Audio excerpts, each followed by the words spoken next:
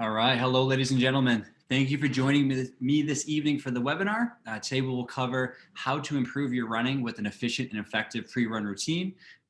Again, topic I love. I think it's a big area most runners are neglecting or just not going about it the right way. So hopefully give you a few simple tips and tricks here to potentially improve your running in the months to come. Before we get started, do me a favor, silence any technology around you. I just want to make sure you get the most from this webinar this evening, so we can limit distractions and really dive in, and hopefully we can see a good, some good results in the remainder of the year here in 2021. Do me a favor and look on your screen somewhere, depending on how you're accessing the webinar today, cell phone, laptop, computer. You'll see a Q&A button or kind of a list of options there. If you click that Q&A button, it will allow you the opportunity to send me a message directly, whether it's a question, comment, feedback. Feel free to use that at any time. If you need to yell at me to slow down, want me to elaborate a little bit more, or have a specific question that I can answer for you, feel free to drop it in the Q&A. We will get to a kind of devoted Q&A at the very end, but it's always good if it's relevant at that time. I'd love to answer that for you, so make sure you drop a question in there. At the very end of the webinar, I will be raffling off 1 month or entering names for 1 month in the Healthy Running Program. So if you enter your name in the raffle, I will be sending out an email tomorrow morning with the winner of that. So this includes a full, regardless whether you're local or remote, running analysis, movement assessment, and then strength, running retraining, injury prevention routine. At the very end, again, if by chance you're not able to stay for the entire presentation today, I will be sending out the replay raffle winner tomorrow at 11 a.m. Eastern time. So check your email, check your spam folder, especially since it quite often ends up in there. But what I wanted to cover in this webinar today and what to expect here is just why the dynamic warm-up matters. Again, you shouldn't be just listening to some random person saying you need to do this, but potentially, and I hope the benefits of incorporating a proper dynamic warm-up will help you kind of see that value and improve your running in the months to come. We'll talk about the physiological benefits of a proper pre-run routine. So how is actually improving the body and the system and how that relates to running. And then we'll cover a specific 4-step dynamic warm-up system. And I'll give specific recommendations on different drills and exercises. Obviously, this webinar is a general webinar, so you need to do your best to figure out what are those specific strategies you can incorporate into your warm-up, rather than just taking my things I'm doing and incorporate it. But hopefully we can kind of put you on the right path forward for success. Now, let me take a second to introduce myself. My name is Garrett Mclaughlin. I am a licensed athletic trainer and strength conditioning coach in West Bloomfield, Michigan. I run what's called a Healthy Running Program. So regardless of your goals as a runner, whether you're trying to recover, rehabilitate from an injury, reduce the likelihood of injury, improve running form, get stronger, faster, run longer, we kind of address all those things within the Healthy Running Program. So let's get started in the content here. Why does the dynamic warm-up matter? So we can look at this from a couple different lenses. First and foremost, from an environmental standpoint. So depending on where you live and what you experience in terms of weather, climate, precipitation. I mean, I know yesterday I was out running in 80 degrees. Today's a little chilly, a little rainy and damp. So making sure you're understanding how your body responds to these different environments and you're preparing yourself for success. So many people are getting out there and just running, which is okay depending on the type of run. If it's a slow, long run, okay, it's okay. You can gradually warm up as you get started there. But if we're incorporating some kind of speed work, some type of tempo within that run, we're racing, we want to make sure we're prepping and priming the system to be successful. So take into consideration the environment is super important. The demands of the running, right? Running, as I'll talk about in a second, very demanding sport on the body, very high injury rates. So we need to make sure we're bridging the gap from whether we're working, we're sitting in a car, we're addressing the range of motion, the strength, the stability requirements to run and run well. And then also address specific areas, whether it's the joint, the muscle, tendon, right? We want to promote optimal health as much as possible. We want to address these areas in a way that we can run in a sustainable fashion for years and years to come. We can't just expect our body to continue to put up with a lot of the stress that we're placing upon it and not allowing ourselves to prepare or recover properly. So doing these little things will help you and hopefully see better results long term. From an injury reduction standpoint, for sure, we can, again, better bridge the gap from, again, whether we're sitting in the car, we're at home, we're working, and then we're getting up and running, better bridging the gap to get out of and unwind from those positions, addressing specific areas of the body, whether it's we're suffering from an injury and we need to warm up or prime the calf and the foot because we have plantar fasciitis, or we have some type of stability issue and we're feeling knee pain, so work on hip and foot stability before we run to then run more efficiently. We need to tie in these specific strategies to reduce the likelihood of injury. I think if you go out there and incorporate a general dynamic warm-up, I wouldn't necessarily say that's going to reduce your likelihood of injury in any way. We need to make sure it's specific to our body's needs and also the demands of the sport. And then, as I'll talk about at the very end, the dynamic warm-up and specific aspects of the dynamic warm-up have been shown to improve running economy. And these are areas that I see most people are really neglecting, are not thinking this way, but we'll kind of elaborate on that as we get towards the end of the webinar today.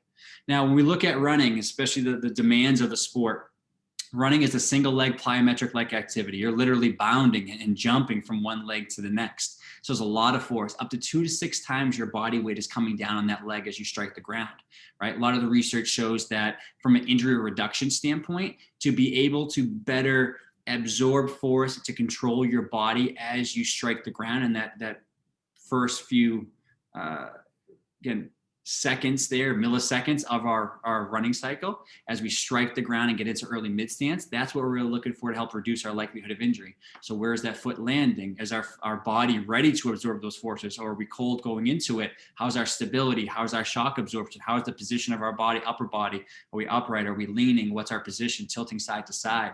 So we need to make sure we're absorbing forces properly. Luckily, running is a very predictable movement and loading pattern, and we've studied the heck out of this over years. So a lot we need to learn and refine, but we know from a performance standpoint, there are specific things we can address to improve performance. And there are also specific things that we're seeing in terms of the overall demands of running that we want to go about in a more well-rounded way. Running is very sagittal, right? So incorporating some type of lateral work, some lateral lunges, lateral band walk, transverse lunges, things in multi planes of motion can be very beneficial to help reduce your overall injury risk, because we want variability. We don't want to just be good at running forward. We want to be athletes, well-rounded athletes first, and then put good running performance on top of that. That's a good way for us to be more resilient to injury long-term. While running, we experience a lot of different characteristics from power, strength, endurance, stability, and balance. And we need to do all of this while we're standing repetitive loads, right? Normal runner strikes the ground anywhere from 140 to 210 steps per minute or so. So just understanding that if we are lacking in any of these areas, it tends to become magnified by the faster we run or the longer we run.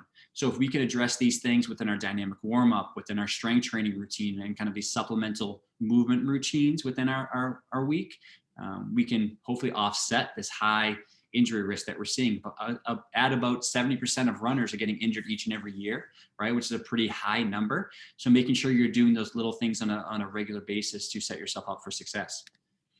Now, the physiological benefits of the dynamic warm-up of the pre-run routine, most people are solely focusing on this. Can we increase muscle and core body temperature, right? Elevate our tissue temperature to prepare for running, and then usually just improving range of motion.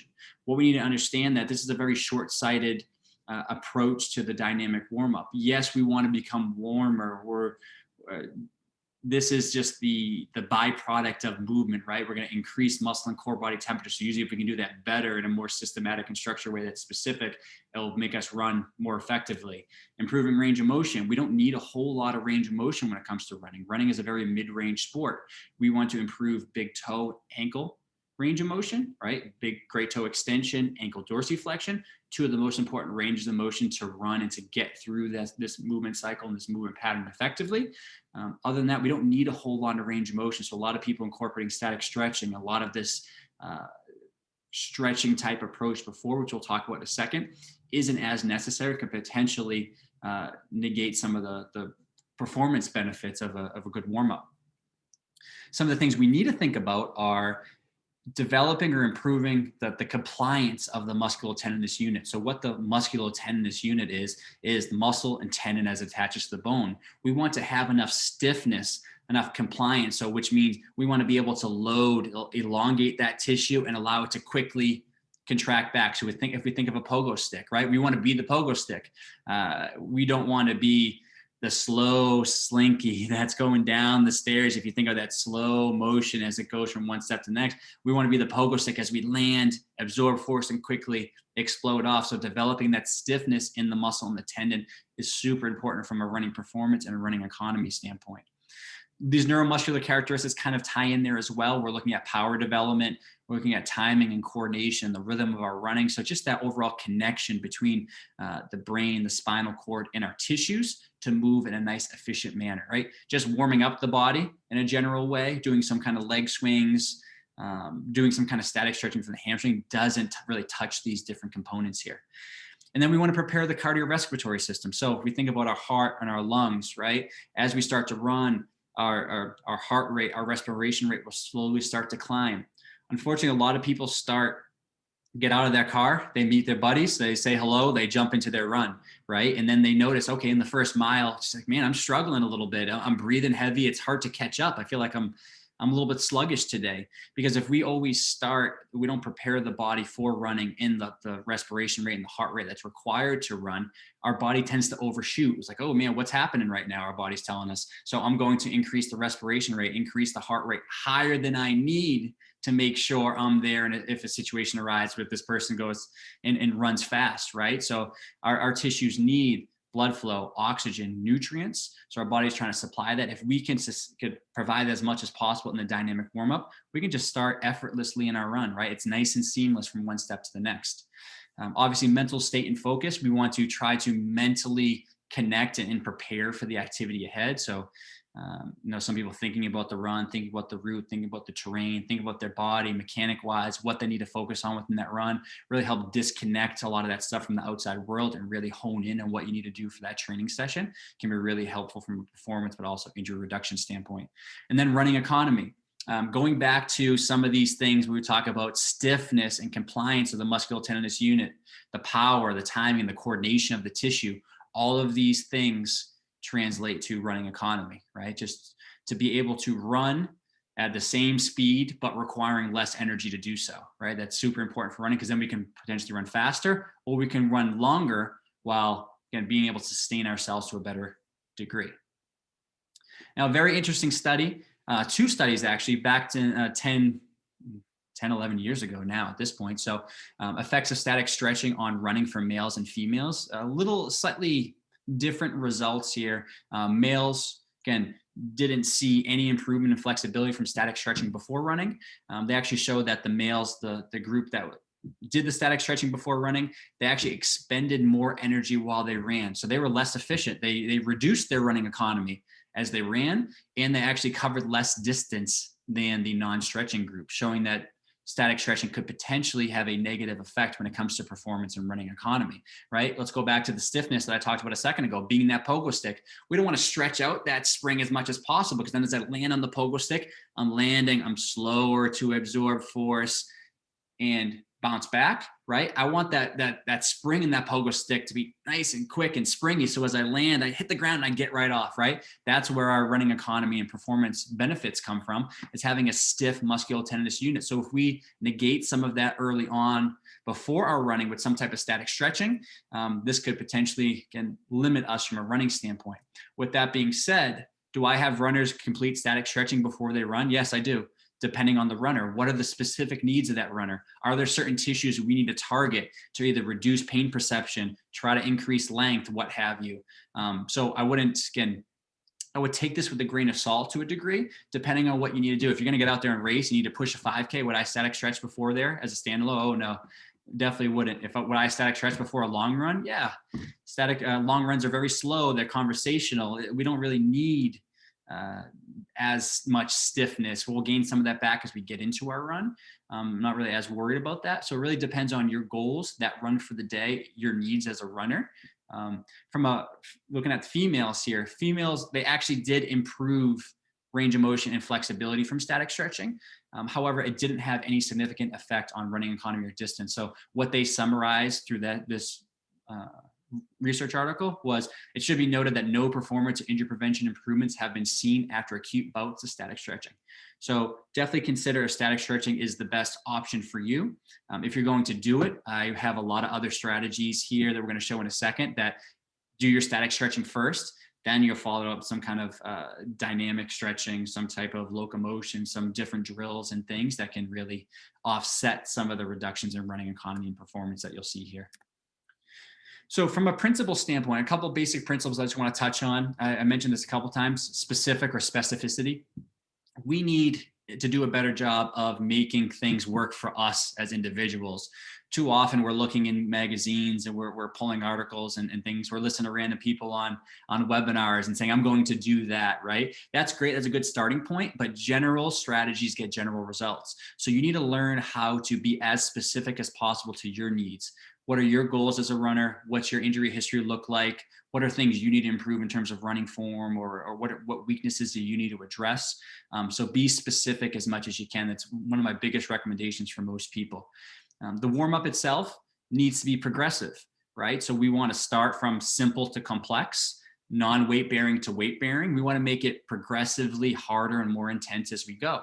I see a lot of people ordering these dynamic warm-ups and routines and just these kind of crazy orders, right? So I think back in, I'm not even sure when it is, elementary school, high school, we had order of operations in math class, right? Okay, this is how we're going to attack this. We're going to do parentheses. I don't even remember at this point, right? Parentheses, multiplication, addition, subtraction, right? We have orders for specific things to get the desired outcome. We need to think about that here. So we don't want to start with squat jumps. I'm just going to throw out a couple of drills, squat jumps, and then go into leg swings, and then jump on the foam roller, and then do a lunge, right? We might want to change that. Okay, let's do the foam roller first. Let's do leg swings. Let's do a walking lunge. Then let's do squat jumps. Simple to complex, non-weight bearing to weight bearing, right? So it needs to be progressive in nature to prepare us for that onset of running.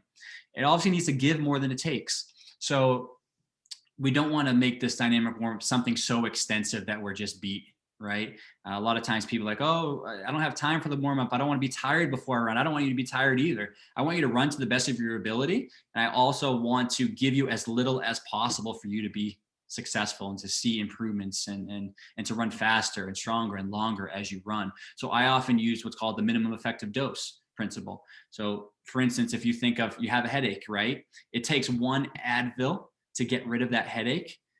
Do we need 3 Advil, right? We probably don't. So let's figure out what is that one Advil, what is that minimum effective dose I can take to see the desired results, rather than throwing everything out there and hoping for the best. Let's narrow that down to the 3, 4, 5 things that take you 2, 3, 4 minutes. And let's do that on a consistent basis. Once we master that, we want to move on. We want to address other areas.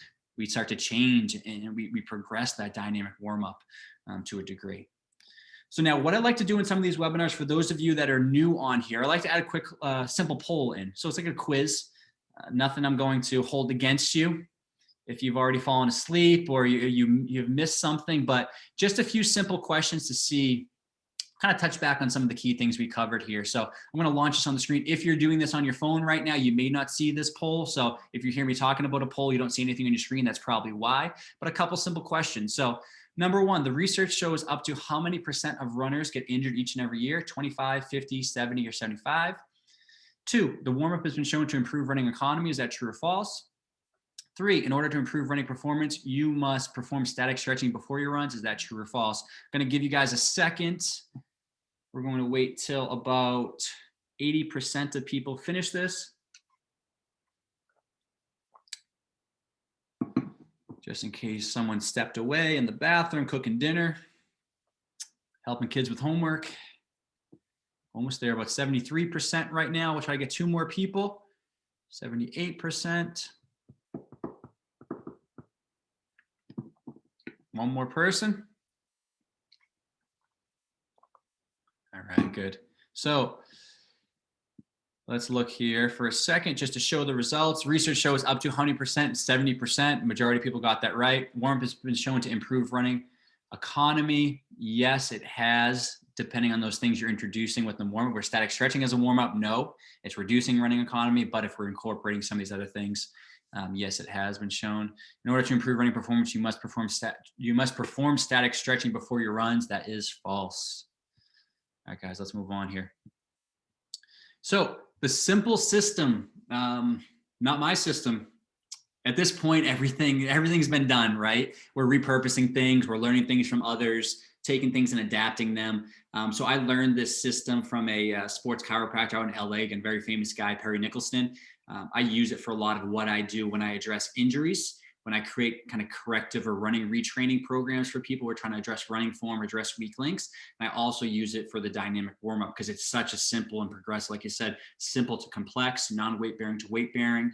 It's an awesome system. So the system is called, or the acronym, RAILS: release, activate, integrate, and locomote. So next time you get out there to warm up, I want you to think RAILS. Okay, release. I'm going to work on maybe some type of diaphragmatic breathing. If I want to do some foam rolling, I can, some type of mobility or address range of motion. All right, activate. How I'm going to activate the specific muscles, either to improve performance. Do I want to address the calf, the glute? Do I want to activate some of these postural stabilizers or what have you? Integrate. How do I put those things together into movement patterns that's going to bridge the gap from addressing some of these tissues and specific joints into movement patterns that are specific to the action of running? And then locomote, right? Everyone knows basic locomotion drills. You're skipping, you're bounding, your karaoke, your shuffles. We're going to increase the intensity, the amount of force being pushed into the ground, continue to increase body temperature, work on power, timing, coordination, and stiffness, right? We talked about how important that was before. So let's get into each one. I want to kind of provide a little bit of a little overview of each one first, and then we're going to dive into specifics. So release. This is looking at the more sympathetic versus parasympathetic state of the body as we talk about breathing specifically. Again, we coming in off work, are we very ramped up, stressed out, long day, kids yelling, a lot of stuff going on in life. Can we try to breathe, relax, come out of that sympathetic state to better adapt and tolerate the demands of the run ahead, right? I think more people need to incorporate some type of breathing first. Obviously, it's hard for a lot of people to sit there and to breathe here like we're meditating, but sometimes taking 5 to 10 breaths in through the nose, out through the mouth, deep, long exhale. It's amazing what breathing can do to the system. So we're trying to set ourselves up as we start to bridge that gap from driving the car, coming from home, to getting into our warm-up. Foam rolling. I tend not to add a lot of foam rolling for most people, to be honest with you. The research is very mixed there in terms of results and long-term results. We can see short-term results. So I think it's, if you're going to do some kind of foam rolling, do it early on, do it before you get into some of these other drills and things. Reduce pain perception, short-term increase in flexibility of reducing delayed onset muscle soreness. There is some potential there. But I think you can get that from a lot of these other strategies as well. So I tend not to include it when it comes to a dynamic warm-up. Although if you are and you like it, do that early on. Then dynamic mobility. Obviously, I mentioned before, static stretching doesn't have a huge benefit when it comes to performance or running economy. I'm not saying don't do it. If you're going to do it in this section as well. But usually some type of dynamic mobility to move the muscles, to move the tendons, to move the joints throughout their range of motion, and just really kind of loosen up the body to prepare for the activity ahead. Now, next up, we have activate or activation. How are we going to, from a neuromuscular standpoint, start to target some of these key areas to activate muscles and joints, right? So we can look at that from a specific standpoint. Where are my weaknesses? Weak glutes, hip flexors, calf, foot. What are the demands of the sport, right? To push off, we need the calf, we need the hamstring, glute, we need that posterior chain, we need foot dexterity. We can isolate specific muscles and joints here with exercises like the dead bug or donkey kicks, or a lot of different things we can do. So how are we going to activate individual areas of the body? Sorry, I'll move this for the dog. Good. All right. And then as we get to integrate, how do we put these things together? We just almost isolated individual areas more so. How do we integrate them into bigger functional movement patterns? So like I like to tell people, let's put these pieces into movement patterns, right? Let's not assume just doing a calf raise is going to translate. Let's do these in positions that are a little bit more specific to running, that are working on balance, they're working on stability, they're connecting upper body, lower body, core together, because that's what running is. It's a full body movement pattern. Literally everything is moving and working as you run. So we need to make sure we really do a good job of connecting these dots. Yukio. Lexi is here. I'll show you after. So let's get into the next one. Next one is locomotion. So locomotion is I think, one of the most overlooked areas and aspects when it comes to the dynamic warm-up pre-run routine. Again, like I said, most people are doing some kind of stretching, but it's really stiffness, it's power, it's timing, it's coordination, it's rhythm. That's what running is. So being able to do some types of drills, skipping and locomotion, A skips, B skips, lateral shuffle, karaoke, those types of things. This is where so much value is in for runners. You can do this regardless, again, where you are, going from point A to point B. Do you have a space that's 10 to 15 feet long, 10 to 20 feet long? Can you work on your drills? You can also incorporate various things from a running form standpoint. Are you overstriding? Do you cross over? How's your trunk body position, core position, rib cage down, posture? I mean, there's so many different things you can incorporate from a locomotion standpoint. So now let's go into some specific details. Hopefully you can see all these. I might be blocking a few with the view here, but to get us started, I talked about diaphragmatic breathing. And what you'll notice through some of these drills is some will work great for you depending on where you start your runs. Others will not work in any way, right? It's some people work from home, and okay, you can do this in your living room, or you can do this as you prepare to leave the house. Other people meet at the Greenway, or they meet at the park, they meet at Kensington, and they get out of their car and they meet buddies and they go. So you might not be able to get on the ground.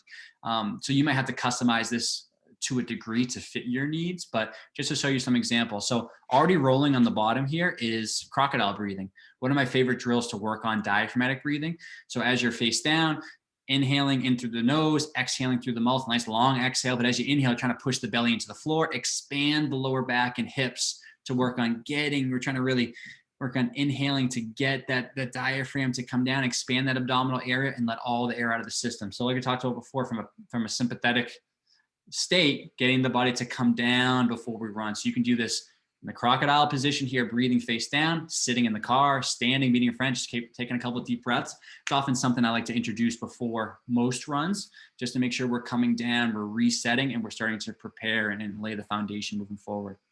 Next up, we have foam rolling. Like I mentioned, I don't incorporate a lot of this before for a lot of my runners. I do it on a case-to-case basis. If we're dealing with some kind of issue, whether it's a calf issue, Achilles, plantar fascia issue, that foam rolling might temporarily help make that person feel better. If that makes them feel better and gets them through that run and makes them feel better about it and more confident in their ability to finish that run as they get closer to a race in some way, I'm happy to do it.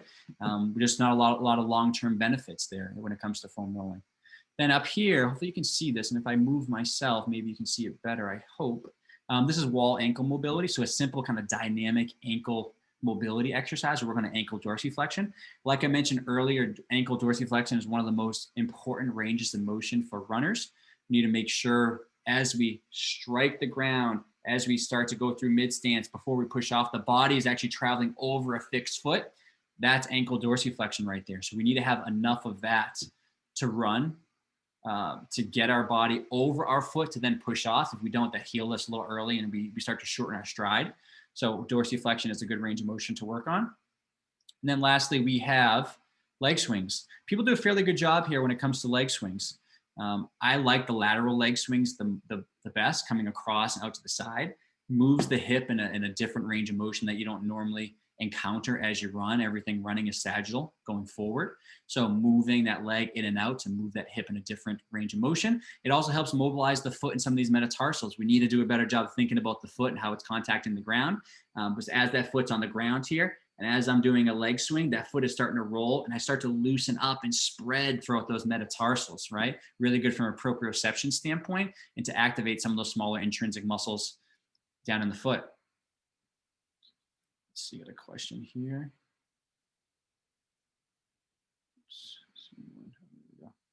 All right, so next up we have activation or activate, right? Simple exercises to activate specific areas of the body. So is it core?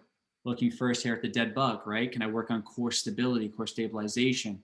Trying to tie it together, the lower body and upper body by stabilizing through the midsection. A lot of people in their strength training routine focusing on a lot of strengthening motions where we're doing crunches, Supermans, these side bends and things like that. The core, again, we want to focus on emphasizing good core stabilization more than anything, if that helps us transfer energy, lower body, upper body, and vice versa. We want good connection in position of this canister the rib cage, the spine, and the pelvis to be in a good position. That helps optimize posture, that helps optimize arm swing, opposite arm, opposite leg moving together so we can be as efficient as possible. One of my favorite drills here, most of my runners are doing some type of bridging variations, hip bridge with marching, and I think most need to do a better job of getting to the single leg variations like this. So as we get up into a single leg, can we keep the hips up? Can we engage through that glute, the hamstring, some of those spinal erectors and that posterior chain, driving the hips up and just slowly marching one leg at a time. So I'm trying to make sure as I'm up in this drill, hips are engaged, I'm all the way up, knees, hips, and shoulders are forming this straight line. And I'm not rotating or dropping the pelvis as I lift a leg, right? So pelvic control, glute, hamstring, posterior chain strength and activation, right? Very good one before you run. This is going to translate to you pushing off and driving the body away as you run. We can do things in activation section like foot dexterity or toe dexterity exercises, right? A lot of us are kind of crammed in our shoes so much, wearing dress shoes at work, wearing running shoes throughout the day, or wearing running shoes as we run. Tend to be, most of them, depending on the type of shoe, a little more restrictive there in the toe box. So making sure we have the dexterity, we're not creating bunions, hallux valgus, limited great toe range of motion, just overall compression there to compress the metatarsals to create some of these other foot issues. So lift, spread, reach is a very simple foot, get that playing again, foot dexterity exercise, just to work on extending, working on those extensors, splaying and getting those toe abductors, and then flexing and pushing those toes around, activating a lot of these small intrinsics. Now at the bottom here, you'll see a single leg isometric calf raise. Just simple, it can be a single leg isometric calf raise on two legs, single leg calf raise, heel hanging off a stair, off a curb, what have you. Just working on basically waking up and activating through the calf, the plantar fascia of the foot, some of these muscles there, they're going to propel, can absorb force to keep us in the right position as we run, but also propel and push off the body on each step, right? So these are just some basics here. Don't necessarily need to do any of these. Can do all of these, depends on your needs, depending on where you're starting from, but just some simple ideas of when it comes to these sections, we can address anything we need to when it comes to the dynamic warm-up, but it's really following that system depending on what your individual needs are as a runner. Now integrate, like I mentioned before, we want to put these pieces into patterns. So we don't want to just isolate the calf and that's it. We want to use the calf in a bigger full motion movement pattern that's going to translate to running, right? So we want to work on balance and stability, coordination and timing, connecting the core, the hips, the lower extremity, all of these things together in drills. At the bottom here, bottom left, you'll see forward hip walks, tying together hip mobility, single leg stabilization and control, right? Getting that foot control and stabilization, hip, pelvis, also moving that hip throughout a full range of motion, right? Running is so single leg, so making sure we're stabilizing on one as we're moving through the other one. I like this one just because it's a little bit more multi-directional at the hip. Hips, this ball and socket joint that should have a lot of mobility. Unfortunately, what you'll see is because we're always running forward, we tend to lose a lot of mobility at the hip joint in multiple planes of motion. So this is a good one just to make sure we preserve some of that to the best of our ability. Now, walking lunges, probably one of those you'll see most complete on a regular basis. I think this was last fall. You see all the leaves coming down here, but working on, again, landing into that quad, absorbing force, keeping the pelvis level, aligning the leg from a stability standpoint, and driving up and pulling through to that next step. It's a very specific movement pattern that relates and really translates over to running. And I think a great one as part of your dynamic warm-up, taking whatever, 10, 20 steps down and back. You can't go wrong with the walking lunge. And then next up here, if you can see this without me in the corner, single leg reaching deadlift. I like this one. Looks a little sluggish on my end right now with the Wi-Fi. But looks what this does here, single leg balance and stabilization, opening up that posterior chain, a little stretch and flexibility throughout the glute and hamstring, but doing it in a dynamic way. So we're lengthening, we're working on posture, stabilization of the core. We're connecting things full body here to make sure we're again, priming and prepping the muscles in the joints for running. Now, next one of my favorite ones, lateral toe taps.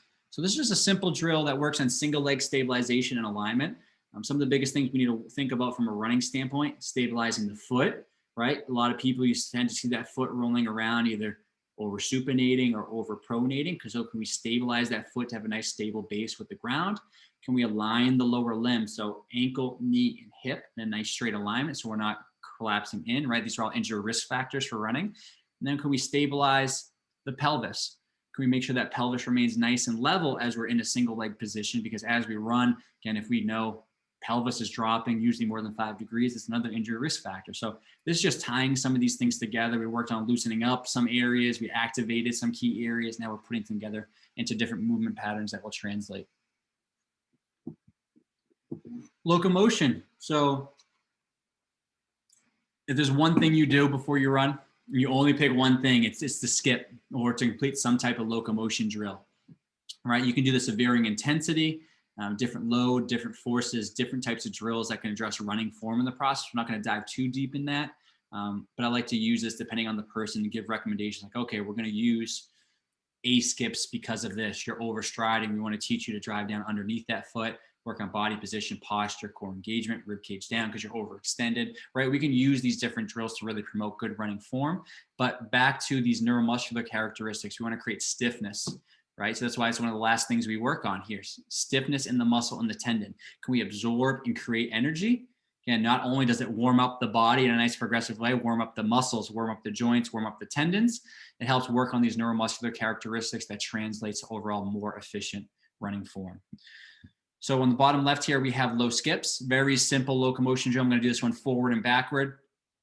Nice and quiet on the feet here to start. Opposite arm, opposite leg, really tight running form. Trying to think really connecting everything. Good posture, core engagement, coordinating arm and leg. I'm just letting the arms swing freely. It's nice and loose on this one. It's usually what I do for a lot of people just to get them started with some of the skipping. From there, we can increase the force. So obviously greater range of motion, very good. If you're going to incorporate some type of faster running that day, we know faster running incorporates larger ranges of motion. So moving through with more force as we drive into the ground, driving that knee up in front, okay? Warming up the tissues, warming up the joints, but work on the timing, that coordination, that frequency. Good arm swing that really corresponds to that opposite leg. Now power skips, a lot more power as I push up vertically here. I'm driving, I'm exploding from that calf and lower leg to explode. I'm absorbing force as I land and I'm transferring to that next one. So work on storing and releasing energy. More specifically, all these muscles that really propel the body and push you off. Lastly, you can't neglect some of these lateral movements as well. Like I said, again, we want a degree of variability within our routine. We know the demands of running, so we can address those demands of running and be very specific. But we also know that variability is good to a degree because it helps us preserve range of motion in multiple planes of motion. It helps us move in different planes, load the body in a slightly different way to incorporate and encounter different forces, right? We want to be as well-rounded as possible. We want to be able to withstand different positions, different forces on different tissues in different ways. That helps increase that variability component. If you're always running, you're always doing the same exercises, the same drills, the body adapts in that way. So looking at skipping of various heights and various intensities, looking at drills like lateral straight leg bound, cariokas, maybe lateral jump, skater jump side to side, all of these things can be super helpful from a variability standpoint as well to help reduce your overall injury risk. Okay, so that's locomotion. Now, when it comes to, I talked about running economy specifically, locomotion can play a huge role there in improving running economy and improving performance. Plyometrics specifically, which are these movements where we're essentially jumping and landing, we're absorbing force or adding some load into the tissue and quickly exploding off the ground. Think of the pogo jump, the pogo stick. The pogo stick is classic. If you're thinking about plyometrics, what's needed? Can we stand on that pogo stick as we did as kids? Can we land and explode up and get as much height as possible in the air? And what you'll notice is the quicker you can compress that spring, the quicker that spring contracts and really explode you back up, the higher you can get in the air, right? So we need to develop these characteristics. There was a research study here looked at a plyometric protocol that improves running economy and recreational endurance athletes. So kind of very applicable to most people here. They showed that a plyometric warm-up improved running economy and an increased leg stiffness by 20%. So now if we think about this for a second, in the beginning, I talked about, hey, static stretching negated some of these benefits and actually reduced running economy and reduced performance for males and females. But we're looking at plyometrics Like, okay, instead of stretching, I'm doing things that are a little quicker, a little more elastic, a little bit more explosive. And that helps us create stiffness, store, release energy, run faster, run stronger, run longer, and then require less energy to run, right? If we can run and allow our tissues to be more efficient throughout the process, we don't need to create as much energy to run. So what that means is a little bit more energy in the tank later in the run, or a little more energy in the tank to run faster as you run, right? This alone, or incorporating some type of plyometrics, is super important. Now, do I start everyone with plyometrics just because I know it will help them? No, I don't. A handful of people, depending on their goals and depending on how long I've been working with them, I like to create a base, a strength training base first. So when we do these things, we're doing them well. I don't have someone brand new just go ahead and incorporate some type of lunge jumps, right? We do it in a slow sequential process. We align it with their goals.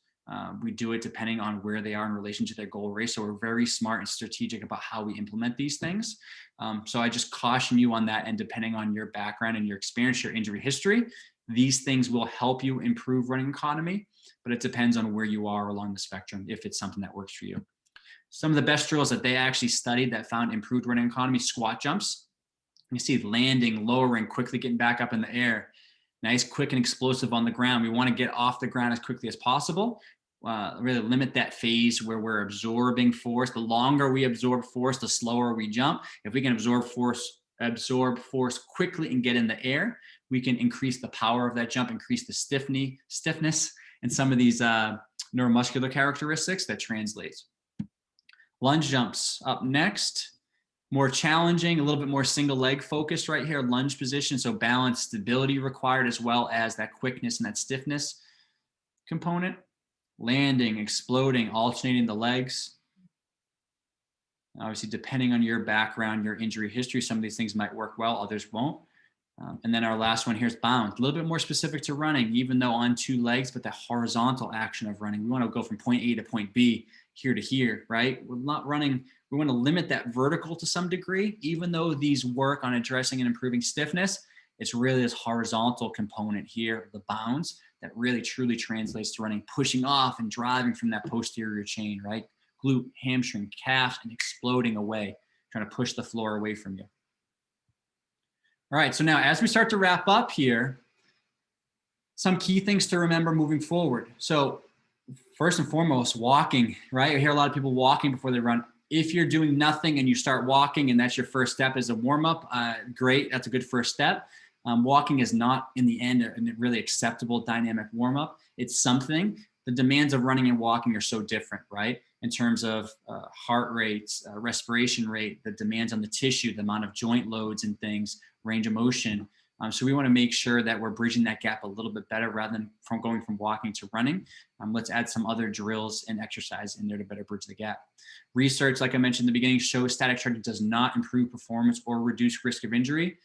I highly recommend, if you like static stretching, incorporate it first thing in your warm up in that release section, right? We don't want to make it the last thing before we run, because that's going to negate some of the stiffness that we're trying to create within the warm up.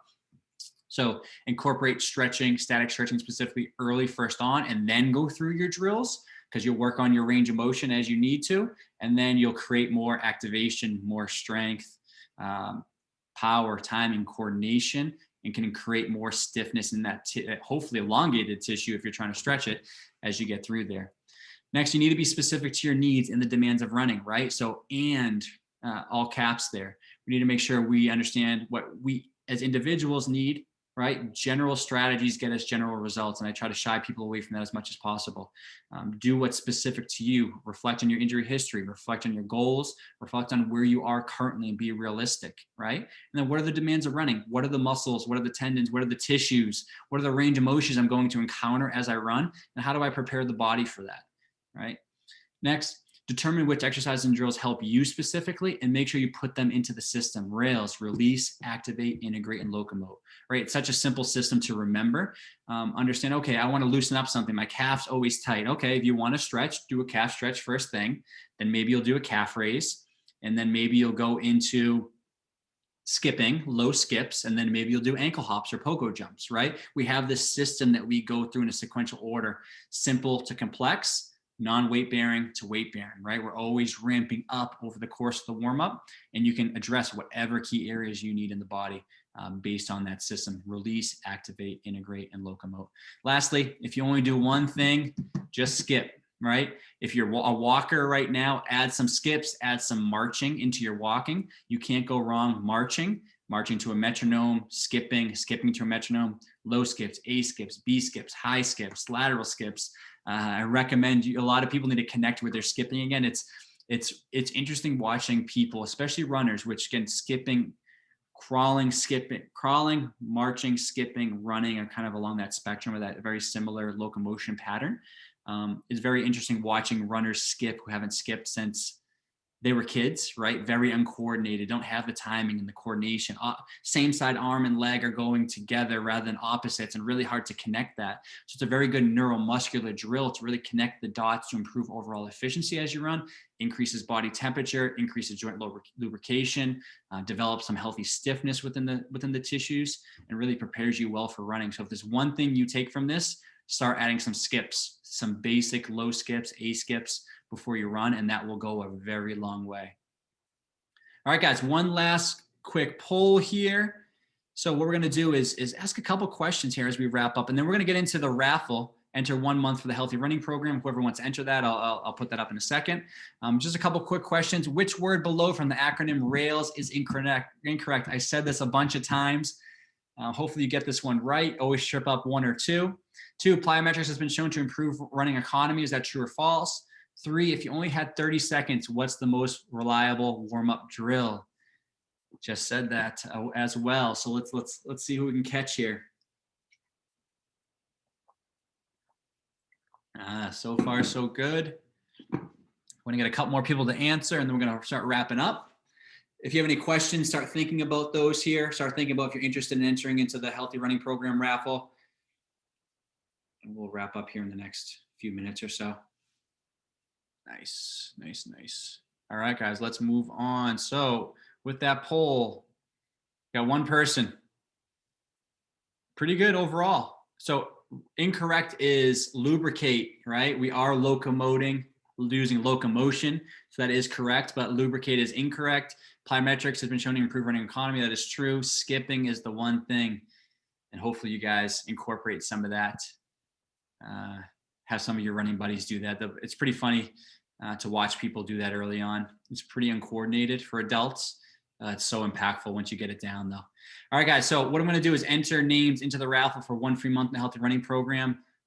Regardless of whether I'm working with you right now, if you're a brand new person here watching, what I'm going to do is give, again, 1 free month in the program. So if I'm working with you, I'll give your next month completely free, and you win this thing.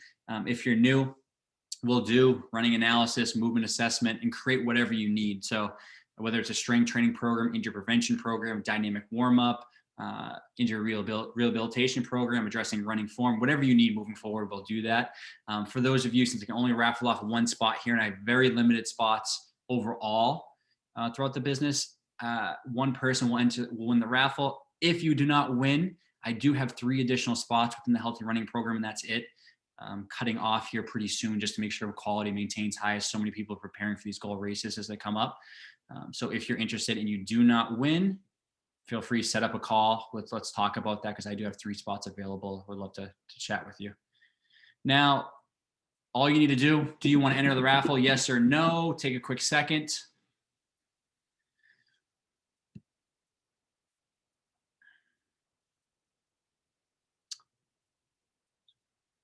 So Claudette, good question. How long after you finish your warm-up should you start to run? I probably would say within 5 minutes or so, unless you're going to have to. So I see this a lot with a lot of people. So I have some people that, again, depending on the time of year, it's the winter, and they're going to warm up at home, jump in the car, drive 10 minutes to the park, to the greenway, wherever, and start running. I'm honestly okay with that. I think if you're doing something and you're specific to your body, it's not perfect. It's better than nothing, but I think you need to, once you finish your warm-up, you need to start to run within about 3 to 5 minutes or so, depending on how extensive the warm-up is. I'm going to end the poll right now. So depending on how extensive the dynamic warm-up is, most people, I'll have them warm up for a few minutes. I'll have them walk. And I said, don't walk as a standalone. Go through your warm-up, start slowly build up intensity. And then from there, walk for a minute, 2, allow that heart rate to come down, relax, get into your run. I usually don't like to go into these things. All right, let's ramp up quickly and get into running. Ramp up your warm-up slowly, gradually, get up to that point, walk for a minute or 2, grab a sip of water if you're at your car still or wherever you are, and then get into your run. But I would say try to run within 5 minutes if possible. All right, guys. So in 1 minute, I believe, or right now, I scheduled a text for 6:50. For those of you again have questions, want to talk about this, want to detail out the warm-up or have an injury history, preparing for a race, you want to get a little bit more specific. And like I said, general strategies get general results.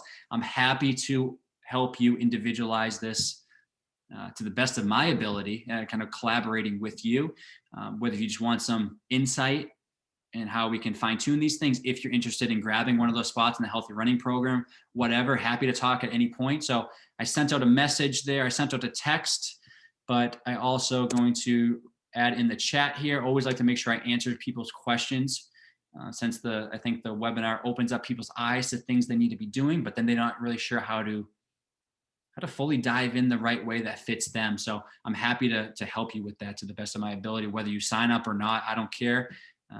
I will help you answer your questions all day long. Now, as we wrap up here, just want to say thank you for attending the webinar today. So tomorrow at 11 a.m. Eastern time, I will be sending out an email to you guys with the webinar replay, this exact replay, if you want to go back and refresh on specific areas or pick up something that you might have missed. I will also be listing the raffle winner. You know, we got a lot of people entered into that raffle for the 1 month of healthy running program. So I'll announce that person. Make sure you're checking your email.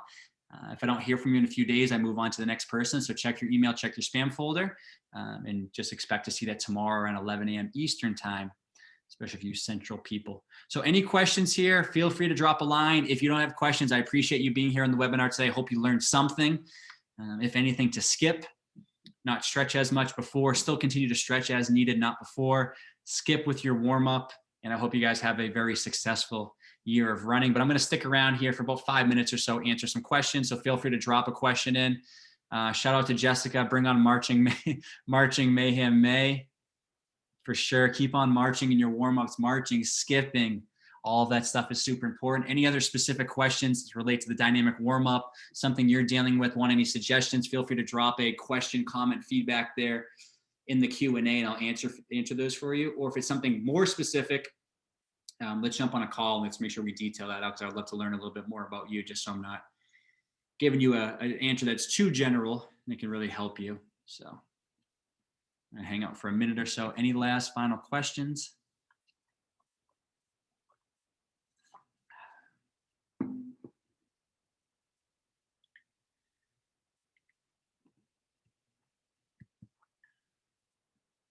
All right, guys, so if that's it, Nicolette, thank you. I hope you are doing well and on the recovery for sure.